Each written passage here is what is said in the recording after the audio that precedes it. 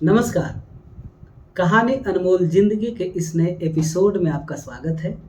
मैं रामबचन प्रदर्शी आज आपके साथ चर्चा करने आए हैं एक ऐसे व्यक्ति के जीवन में कुछ बीते हुए पल पे। जो वो व्यक्ति बहुत बड़ा सेलिब्रिटी तो नहीं है, देश में बहुत बड़ा नाम तो नहीं है, ऐसा वो कोई भी मैगजीन में या कोई भी बुक्स में उसका नाम तो नहीं है, लेकिन एक साधारण सा व्यक्ति, आम व्यक्ति का जीवन में जो पल गुजरे हैं उसे बड़ा नज़दीक से महसूस करने के बाद आज उनके जीवन में बीते हुए पल पे हम आज चर्चा करेंगे। और आज ये चर्चा का जो सारांश होगा, थंबनेल होगा, वो है हिम्मत तो करो। आगे आइए हम चर्चा करते हैं आपसे। आप इस चर्चा को बड़े ध्यान से सुनेंगे। आप हमारे परिवार हैं। आपने हमें पिछले जितने भी वीडियो या जितने भी चर्चाएं हमने की है, आपने सारे वीडियो में बहुत प्यार दिया है और वॉच टाइम भी वीडियो का बहुत ज़्यादा है, उम्मीद से ज़्यादा। तो ये आपका प्यार है। और हम चर्चा करते हैं उस व्यक्ति का नाम अशोक। एक साधारण परिवार, बिहार में जन्मे,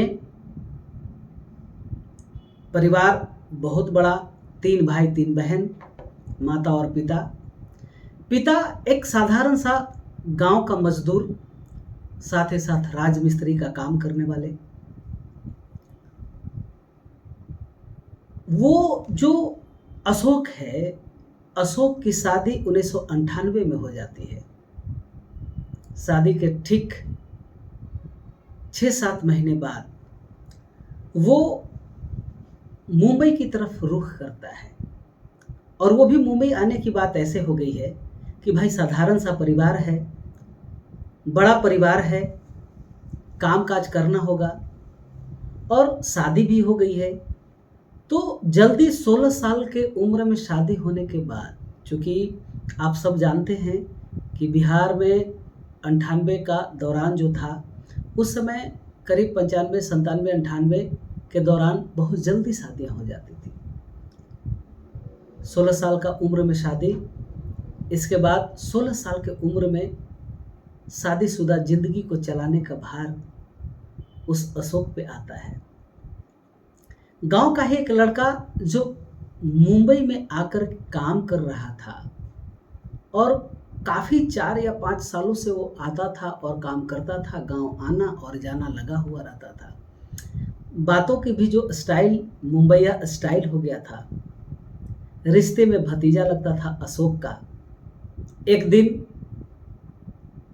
अशोक को दीपक ने, उस लड़के का नाम दीपक था, दीपक ने कहा, चाचा अपुन तो मुंबई में रहता है।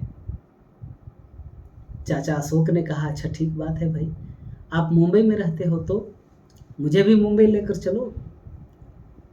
बोला ठीक है, 4-5 दिन बाद मेरे को जाने का है, तो आप भी चलने का। ठीक है भाई। अशोक तैयार हुआ, अपने पिता से पैसे लेता है, मांगता है अशोक और कहता है, पापा मुझे मुंबई जाना है।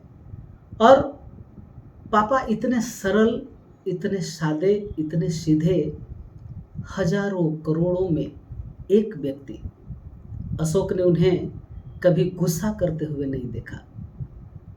पापा कहते हैं कि बेटा अगर आप मुंबई जा रहे हो तो जाओ, हम रोकेंगे नहीं, लेकिन काम मत करना और वापस आ जाना।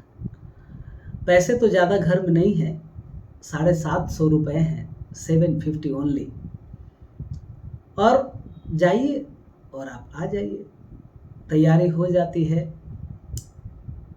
अनुग्रह नारायण से मुंबई हावड़ा मेल में जो जनरल बोगी है उसमें टिकट लेकर ये दोनों, दीपक जी और अशोक जी दोनों बैठ जाते हैं। ट्रेन मुंबई की तरफ चल देती है। मुंबई पहुंचते हैं। वो जो 750 रुपये थे वो टिकट में भी कुछ पैसे गए। ट्रेन में कुछ खाने में भी पैसे गए और पहुंचते हैं कल्याण।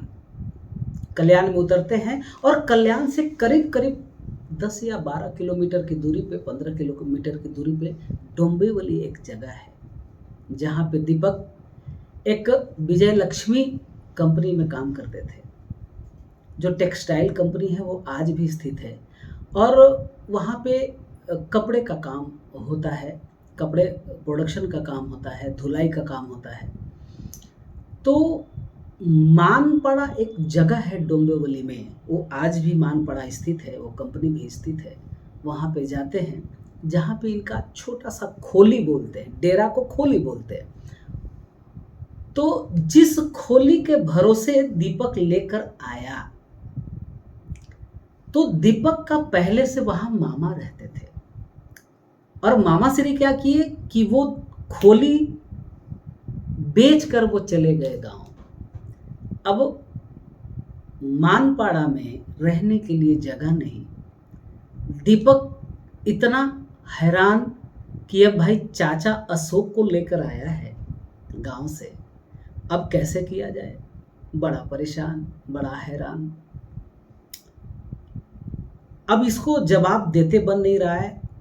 अब चाचा अशोक और दीपक दोनों बैग लेकर कभी ये जान पहचान वाले के पास, कभी वो जान पहचान वाले। जो दीपक पहले से वहाँ पे काम करता था तो स्वाभाविक है कि बहुत सारे लोगों से जान पहचान थी वहाँ पे।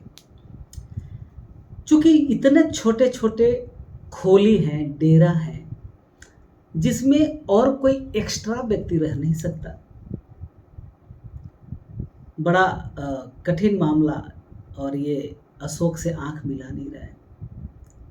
शाम हो गई, रहने का जगह नहीं। तो दीपक अपने एक जान पहचान वाले के पास ले जाकर जब तक बैठाया कि आप बैठिए, हम जुगाड़ करते हैं आपको रहने के लिए कि कहाँ रहा जाए।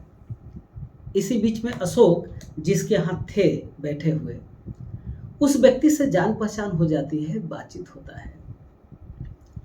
तो बातचीत के दौरान अभी ये जब कहता है कि भाई मैं इस जगह से आया हूँ और मामा तो उसके हैं नहीं, अब चले गए घर, डेरा भी नहीं है, कहाँ रहा जाए। तो जहाँ पे वो रुका हुआ था, बोले वो व्यक्ति ये बोलता है कि मैं क्या करूँ क्या ना करूँ, मैं तो आपको रख नहीं सकता। ये अपने व्यक्तिगत प्रभाव से अशोक बातचीत करते हुए, अशोक एक ऐसा व्यक्ति जो बड़ा ही मृदुभाषी, बड़ा ही प्यारा सा इंसान, बड़ा ही सरल स्वभाव। इनकी बात करने के तौर तरीके से जिस घर में वो अशोक बैठे थे वो थोड़ा सा पिघल गया और उसने ये पूछा कि आपको क्या क्या आता है। अब चूंकि काम का कोई तजुर्बा नहीं, लेकिन ड्राइंग आता जरूर। अशोक ने कहा मुझे ड्राइंग आता है। बोला अच्छा ड्राइंग आता है, आप कोई फोटो बना दीजिएगा। वो जो डेरा था जहाँ पे अशोक बैठा था, वो डेरा का जो ओनर था उसका नाम सत्येंद्र था। अच्छा आप ड्राइंग बनाते हैं, अच्छा आप फोटो बनाते हो, ठीक है, ये लो कॉपी, ये लो पेन, जरा बना के दिखाओ। बड़े शांत भाव से अशोक तस्वीर ड्राइंग करता है वो। और जानते हैं तस्वीर ड्राइंग कौन सा करता है? तो लड़की का एक तस्वीर ड्राइंग करता है, लंबे लंबे बाल, आँखों का शेप, नाक का शेप, चेहरे बड़ा अच्छा, और सिर्फ पेन से इतना अच्छी ड्राइंग कर देता है। क्योंकि जो डेरा था वो लड़कों का ही माहौल था, तो आप समझ सकते हैं कि जब वो लड़की का तस्वीर है तो बाकी के जो कपड़े होंगे वो उसी प्रकार के, वो डिमांड के अनुसार ही होगा। अब ये ड्राइंग देखकर करीब करीब 10 या 15 मिनट का समय लगता है ड्राइंग में, और ये ड्राइंग देखकर सत्येंद्र बड़ा प्रभावित होता है और उसे ये कहता है कि ठीक है, आज से मैं आपका यार, दोस्त, फ्रेंड्स। और वो रख लेता है, बोलता है कि आपको कहीं जाने की जरूरत नहीं है, आप मेरे यहाँ ही रहो, आप यहाँ ही सो, आप खाना भी यहीं खाना। इतना प्रभावित होता है वो। बोला ठीक है, बैग रख दिया जाता है। अशोक की दोस्ती हो गई और खाना भी बना, दाल चावल और सब्जी, सादा सा खाना खाए। अब सुबह होता है, सुबह का खाना भी होता है और वो सत्येंद्र भी कोई कंपनी में काम करते थे, वो चले गए।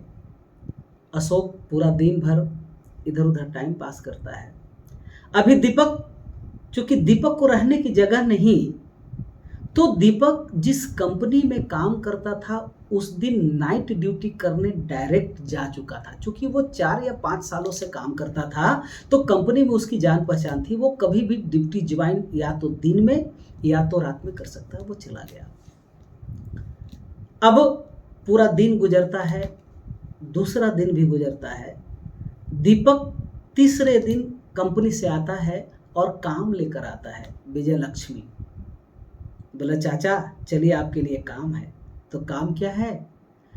तो कपड़े का जो रोल होता है बड़ा वजनदार, 25 किलो 30 किलो 40 किलो का वजन, और उसे कांधे पे जिस 407 जो गाड़ी है डिलीवरी करने आता है, रोल, कपड़े का रोल, उसे वहाँ से उतारना और 4 माले पर, यानी पहला माला, दूसरा माला, तीसरा माला, चौथे माले पे जाकर पहुंचाने का काम कांधे पे लेकर। और सबसे बड़ी बात कि विजय लक्ष्मी में जो कपड़े की जो धुलाई होती है वो एसिड से होता है, ब्लीचिंग से होता है। तो ब्लीचिंग का जो महक था वो इतना खतरनाक कि कंपनी में घुसते ही जो खाकर अशोक गया था उसको वोमिटिंग करने के लिए कंपनी से बाहर तुरंत आता है। ऐसा कोई दिन नहीं, ड्यूटी ज्वाइन करता है। कपड़े का जो रोल है 25 से 30 किलो का, 40 किलो का, उस समय 16 साल 17 साल का लड़का लेकर ऊपर चढ़ाने जाता है। हाथ पांव कांपने लगते हैं। वो ब्लीचिंग की जो स्मेल है उसकी वजह से, वो उसके वोमिटिंग करने की वजह से वीकनेस आ जाता है और वो कांपना शुरू करता है। इसके बावजूद भी काम करना छोड़ता नहीं। 4 या 5 दिन ये काम करता है। छठे दिन वहाँ पे उसे दिखाई देता है कि वहाँ पे एक जिगर, हाथ से घुमाने वाली मशीन, कपड़े का रोल उसके अंदर डाल दी जाती है, हाथ से घुमाई जाती है और घुमाने के बाद उसमें कपड़े वॉश होते हैं। तो उसका करीब करीब मीटर पे 50 पैसे मीटर के हिसाब से पूरा फिनिशिंग करने के बाद उसको उस समय मिलता था। और जो कपड़ा ढोने का काम था वो टोटल 1250 रुपये उस समय की मजदूरी थी। अशोक सोचता है कि भाई ये 1250 रुपये में घर कैसे चलेगा, परिवार कैसे चलेगा, पत्नी को कैसे हम देख पाएंगे। तो वो जिगर जहाँ पे चलता था वहाँ पे जाता है और वो कॉन्ट्रैक्ट वहाँ पे लेता है। बोलता है साहब 4-5 लड़के हम ले आएंगे और मैं खुद हो जाऊँगा, 4-5 लड़के जो जिगर चलाएंगे, एक काम आप हमको दे दीजिए। काम लेता है, 4-5 लड़कों को इकट्ठा करता है। विगत 6 से 7 दिन के अंदर नई जगह, नया वातावरण, 5 लड़कों को लेकर आना, काम पे लगाना, खुद जिगर चलाना, और वहाँ से ये काम करते करते अब सोचता है कि भाई 50 पैसे के हिसाब से अब क्या होगा। और ये हाथ तो चलता नहीं, हाथ दुखता है, कितना प्रोडक्शन हो सकता है, क्या हो सकता है इससे। अब ये रोज सोचता था। और कंपनी से डेरा और डेरा से कंपनी करीब 1.5 किलोमीटर का वॉकिंग डिस्टेंस, गाड़ी तो थी नहीं, पैदल जाना है और पैदल आना है। रास्ते में एक पेंटर वॉल पेंटिंग, वॉल पे, दीवार पे, कंपनी की छोटी दीवार थी, उसके ऊपर नया नया पीला कलर मार के वॉश करके ब्लैंक छोड़ के गया था और वो ताजा ताजा था। अब उस अशोक जो था ऑफ कंपनी जाते हुए भी देखता था और कंपनी से आते हुए भी देखता था कि अरे वो पेंटर, कोई तो पेंटर होगा जो पेंटिंग करके चला गया है, लिखने तो जरूर आएगा। और बड़े शिद्दत से देखता था, ध्यान से देखता था। ऐसा भगवान से दुआ करता था कि हे भगवान, हे ईश्वर, वो आदमी हमको मिल जाए, क्योंकि यहाँ तो 1200 रुपये है, जिगर चलाने में भी ज़्यादा से ज़्यादा 1400-1500 रुपये आएंगे, लेकिन पेंटिंग में ज़रूर ज़्यादा पैसा हो सकता है।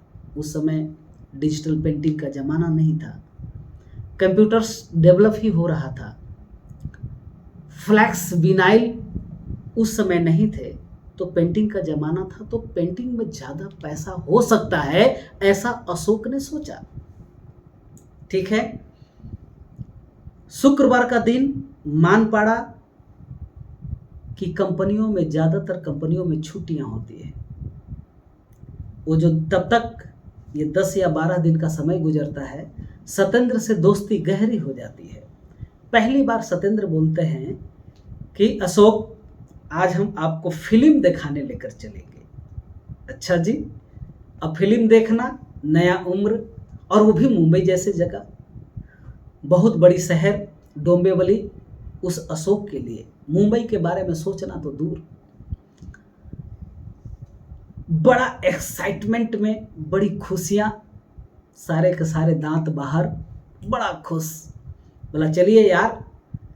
तो अशोक को वाइट शर्ट और वाइट पैंट पहनने का करीब करीब, जब से वो होश संभाला था तब से वाइट से ज़्यादा लगाव, वाइट शर्ट वाइट पैंट पहनकर जा रहा था। जो सत्येंद्र का साइकिल, सत्येंद्र जी साइकिल से जाया करते थे ड्यूटी, तो उस समय वो पंचर हो गया था, हवा निकल गई थी सत्येंद्र जी के साइकिल की। तो वो हवा दिलवाने अशोक जब पंक्चर के दुकान पे, साइकिल की दुकान पे जाता है, ठीक जहां पे पेंटिंग थी उसके ठीक जस्ट सामने साइकिल की दुकान थी। नजर जैसे ही वो साइकिल के दुकान पे अशोक पहुंचता है, वैसे ही नजर पड़ता है आपको पेंटिंग पे, पेंटर पेंट कर रहा है, वहां पे लिख रहा है। साइकिल को वहीं खड़ के अशोक दौड़ कर जाता है पेंटर के पास और बोलता है नमस्कार। पेंटर पीछे घूम कर देखता है, हाँ नमस्कार, पेंटर हो? पहला सवाल, पेंटर हो? क्योंकि पेंटर को नमस्कार कौन करेगा, कौन करता है? जो दीवार पे पेंटिंग कर रहा है उसको कोई आकर नमस्कार करे, वो भी वाइट शर्ट और वाइट पैंट पहना हुआ एक लड़का। आश्चर्यचकित होकर देखता है और पूछता है पेंटर हो? अशोक तुरंत जवाब देता, हाँ पेंटर हूं। काहे का पेंटर? अशोक पेंटर तो था नहीं, ड्राइंग उसे आती थी पेन से। कभी उसने कलर के बारे में जाना नहीं, कभी ब्रश के बारे में जाना नहीं, धागा क्या होता है जाना नहीं, आउटलाइंस क्या होते हैं जाना नहीं। बोला हाँ, काम चाहिए? उस पेंटर ने पूछा। बोला हाँ। अच्छा, तो मेरा सेठ का नंबर मैं देता हूं। बोला जी जी जरूर दीजिए। जहां से वो, जिस सेठ से वो काम लेकर वो पेंटर पेंटिंग करता था, वॉल का advertisement, Larsen and Toubro limited LNT company का वो एडवर्टाइजमेंट दीवार पे बनाता था। उसने नंबर दिया, सेठ का नाम था मुन्ना भाई, अंधेरी ईस्ट, शेरे पंजाब कॉलोनी में, माला तीसरा। अब एड्रेस भी दिया और उस समय पेजर था, पेजर नंबर दिया गया। तो पेजर नंबर सेठ का मिलता है और पेजर कैसे की जाती है वो अशोक को पता नहीं। गांव से आया था, लेकिन सत्येंद्र को पता था कि पेजर कैसे किया जाता है। एड्रेस लेता है, बड़ा खुश होकर सिनेमा देखने जाता है, अपने दोस्त सत्येंद्र के साथ वापस रात को आता है, बड़ा खुश, डबल खुशी। एक तो पेंटिंग के लिए एड्रेस, दूसरा सिनेमा भी देखने गए, पिक्चर फिल्म दोस्त दिखाने लेकर गया है। ये ऐसी खुशी का दिन, इतना खुश था वो कि शायद जीवन में दोबारा उतनी खुशी कभी नहीं मिली हो उसे। रात को बड़े प्यार से एक ड्राइंग बनाता है अपने दोस्त के लिए और कहता है, दोस्त सत्येंद्र जी, आप हमको अंधेरी लेकर चलिए ना सेठ के यहाँ। अंधेरी किधर है? डोंबिवली टू अंधेरी किधर है? अब ये बहुत बड़ी बात, अकेले जाना, भीड़ भाड़ शहर, देखने के बाद बड़ा परेशान। डोंबिवली में भी उस समय जनसंख्या काफ़ी थी। तो दोस्त मान जाता है, बोलता ठीक है यार, अगर आप कह रहे हैं तो लेकर जाएंगे, लेकिन 3-4 दिन के बाद सैलरी हो जाने दीजिए तो फिर चलेंगे। दोस्त लेकर जाता है डोंबिवली से दादर, दादर से अंधेरी लोकल ट्रेन का सफ़र। जो एड्रेस था वो एड्रेस का कंफर्मेशन करने के लिए, वहाँ जाने के लिए पेजर करने का भी काम सत्येंद्र जी ने किया। सेठ ने कहा आ जाओ, पेंटर है तो आ जाओ। अब वो सत्येंद्र जी लेकर जाते हैं, तीसरे माले पे दोनों चढ़ते हैं, दरवाजा में बेल बजाते हैं तो ये देखते हैं कि करीब करीब हॉल के अंदर 15 ऐसे पेंटर हैं जो काम करके आए हैं, जिनके कपड़े कलरफुल हैं। कलर इधर लगा है, कभी चेहरे पे, हाथ पे, पाँव पे, कपड़ों पे, वो सब के सब काम करके आए हैं और वो रेस्ट कर रहे हैं। हॉल में सब जैसे तैसे पड़े हुए हैं। उसमें से एक दुबे जी नाम का पेंटर थे, वो वहाँ का सीनियर थे। वो उन्होंने पूछा क्या नाम है? अशोक ने बताया अशोक। क्या काम है? सेठ जी से मिलना है। सेठ जी किधर हैं? फोन करके आए हो? जी ठीक है, वो अंदर वाले कमरे में है। बड़ा आलीशान कमरा सेठ का। हाथ पांव कांप रहा था अशोक का, जीवन का पहला अनुभव फ्लैट में जाने का। सेठ के सामने सबसे बड़ी बात है कि वो पेंटर नहीं है, वो कलर का उसे ज्ञान नहीं है, कभी उसने ब्रश पकड़ा भी नहीं है। और वो इतनी हिम्मत करता है कि इतने बड़े कॉन्ट्रैक्टर के यहां फोन करके चला जाता है। सेठ का जो कमरा था वहां जाता है, पीछे पीछे सत्येंद्र, आगे आगे अशोक।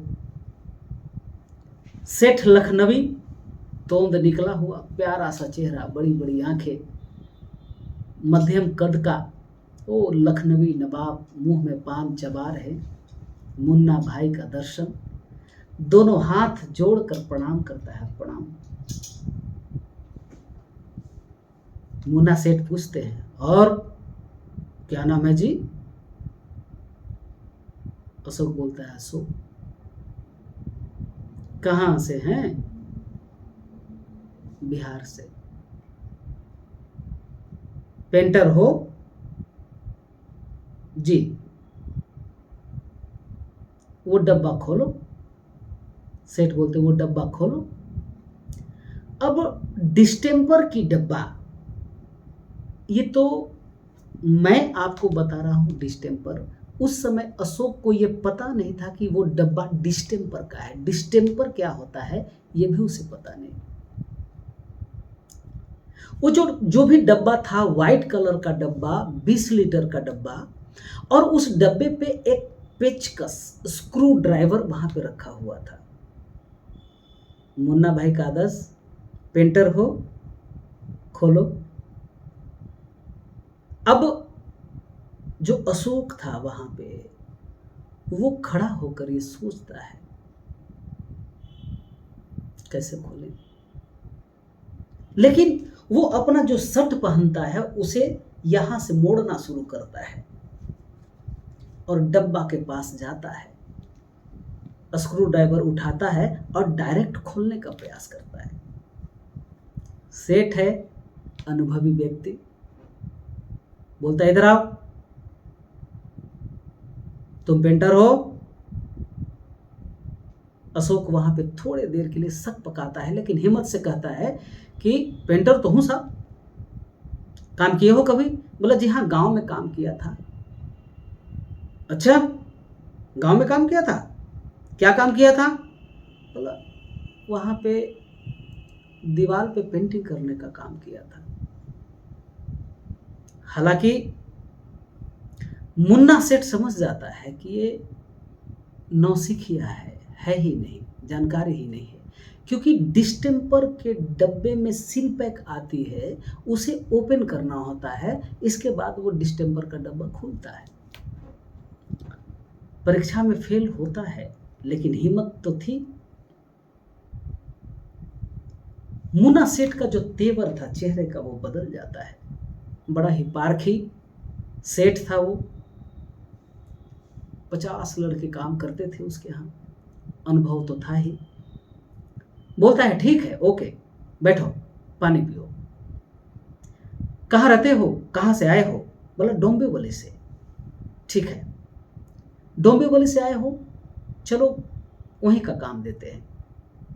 वहाँ का काम देता है, पेंटिंग कैसे करना है सिखाता है, और कलर्स नाम लिख लिख कर कलर्स का नाम बताता है, और 500 ml 500 ml 1 लीटर और डिस्टेम्पर 10 किलो डिस्टेम्पर क्रेडिट पे देता है, भरोसे पे। बड़ा खुश, काम मिला, इसका मतलब जिंदगी मिल गई, दुनिया की सारी खुशियां मिल गई। बड़ा खुश होकर अशोक लौटता है। जिस दुकान में L&T कंपनी का एडवर्टाइजमेंट लिखना था, वहां पे ढूंढ कर एड्रेस जब अशोक जाता है तो वो देखता है दुकान के शटर पे पेंटिंग करनी थी, 6 शटर पे पेंटिंग करनी थी, और वो 6 शटर पे पहले से येलो कलर कोई और पेंटर लगा कर जा चुका था, और कभी वो वापस नहीं आया था पेंटिंग करने। ईश्वर की तरफ से ये तोहफा था उसके जीवन में। तो वहां से शुरुआत होती है उसकी पेंटिंग्स की। स्थितियां बदलती हैं, दिल लगाकर अशोक काम करता है, हिम्मत कभी हारता नहीं है, और स्क्वायर फीट्स पे उसे पेमेंट मिलता था। उस समय 2.5 रुपया पर स्क्वायर फीट। काम करना शुरू, दिन और रात एक कर दिया जाता है अशोक के द्वारा। सारे कलर्स का नॉलेज, ब्रश का नॉलेज, मुन्ना सेठ ने उसे सपोर्ट किया। सीखने की लगन, डेडिकेशन था इसके अंदर, जोश था, कुछ करना था, कुछ अलग करना था। नतीजा ऐसा हुआ कि 50 पेंटरों में सबसे ज्यादा स्क्वायर फीट देने वाला अशोक रहा। 150 से ज्यादा अशोक के चेले हुए, जिनके आज भी पेंटिंग बहुत मशहूर है। अशोक आगे बढ़ता चला गया, कभी पीछे मुड़कर नहीं देखा। बहुत सारे कंपनियों के डायरेक्टर के पोजीशंस में उन्होंने काम किया। बड़ी सारे कंपनियों के एज ए प्रमोटर के रूप में उस अशोक ने काम किया। निरंतर वो आगे बढ़ते जा रहा है। ईश्वर से हम दुआ करते हैं कि उनकी तरक्की हमेशा हो, उनकी फैमिली आगे बढ़े। आप भी दुआ करेंगे। आज का चर्चा उस अशोक से इसलिए है कि वो अशोक से ये सीखने के लिए मिलता है कि हिम्मत तो करो, करो तो हिम्मत। हम और आप कभी कभी ऐसे मोड़ आते हैं जहां हिम्मत को तोड़ देते हैं, हिम्मत टूट जाती है, घबरा जाते हैं, कमजोर पड़ जाते हैं, सोचते तक नहीं है। सोचने से डर लगता है कि हम ये काम करेंगे तो कैसे करेंगे, क्या होगा, कामयाबी मिलेगी या नहीं मिलेगी। अशोक ने कभी ऐसा नहीं सोचा, हिम्मत करता गया, बुद्धि और विवेक से आगे बढ़ता चला गया। तो आज हमें और आपको इस अशोक से ये सीखना है कि कभी हिम्मत को हारो मत, हिम्मत को आगे बढ़ाते चलो, हिम्मत तो करो, कामयाबी कदम चूमेगी। ये सीखने जैसा है। आज के चर्चा में बस इतना ही। आपका बहुत बहुत धन्यवाद। जय हिंद, जय भारत।